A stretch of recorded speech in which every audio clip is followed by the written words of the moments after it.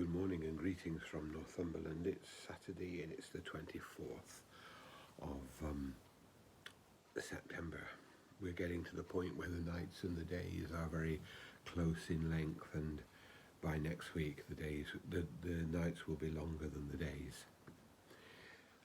This week has been a very interesting and momentous week on this coast, because a group of pilgrims have passed through, travelling from down on the Tees all the way up to Holy Island and commemorating the coming of the Lindisfarne Gospels to this region, their creation in Holy Island, and now their display at a gallery in Newcastle. And along with this, we've been commemorating this man. This is an icon of St Cuthbert. Of course, we don't know if he looked like this, but I'm very impressed by his beard. And we celebrate St Cuthbert because he is a central figure in the story of Christianity in this area. Each day we can look out to the Farne Islands, and that was where St Cuthbert spent the last years of his life, and that's where he died.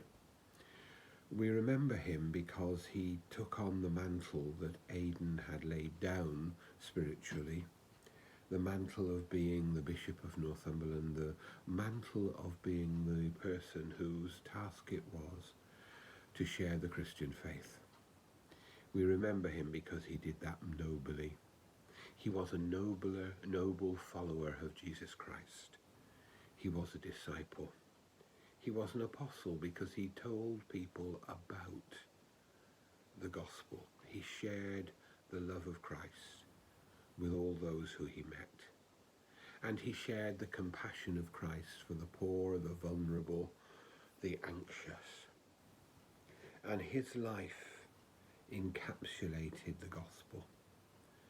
And that's why he's still the most celebrated saint of this region, although many, me included, might argue that Aidan was of equal significance.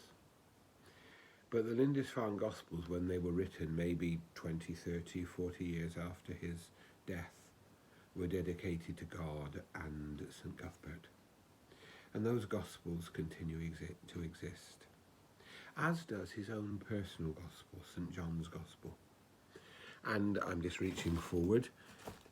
It's a small volume, the size of, it's bigger than this book, but it's not so much bigger than this book. It's thicker, of course, written in Latin. This is another gospel. This is a copy of St John's Gospel in modern language, and was written for soldiers in the First World War. We're going to give copies of this out today to people who come to our Messy Church, because our Messy Church today is based around St Cuthbert and the Gospels. And we'll be reminded that to be a follower of Jesus, we have to take the stories of Jesus into our hearts and into our lives. And that's what I'd say to us today, faced with the challenges of a new budget, of increasing fears for the welfare of the poorest people in our country. We must take the principles of the gospel forward and live them out. Live them out in following Jesus and in showing compassion. St Cuthbert always carried the gospel with him in a bag around his neck. We need to carry the gospel literally and metaphorically, to share it with other people and to live it out in our hearts. May God bless us all in this. Just a little note, because we're now going to prepare for Messy Church. There won't be a recorded prayer this morning, but we'll return to our recorded daily prayers on Monday. God bless us all.